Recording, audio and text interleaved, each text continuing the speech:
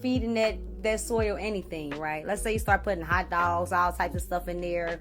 You just don't care what you water with. You water it with Kool-Aid, things of that nature. Do you really expect that seed to flourish? No. No, no, no. One of the questions I want to address is the thought that we're truly not what we eat when we are. Just like you can't nourish your pots. You're not going to nourish your flowers, whether you're growing regular flowers, whether you're growing herbs. It can be fruit, vegetables. You pick one.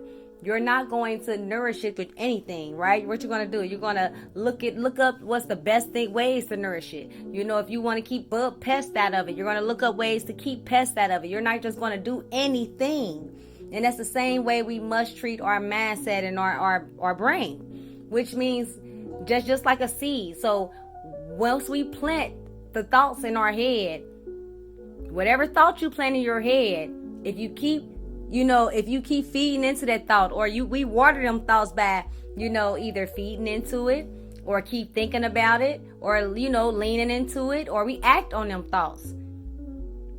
And the only way we can change them thoughts is to what? That's just like when we was going back to the plant, to the seed. Let's go back to that. If you're not taking care of your plant the right way, the only way you can do it is to what? Is to get back to what it truly needs, to the base, right? So you have to look it up and say, okay, well, let's get back to the soil that it truly needs. Let's get back to the sunlight that it really needs. Let's get back to, instead of pouring Kool-Aid on it, let's get back to pouring it water. Let's make sure it gets some rainwater as well sometimes.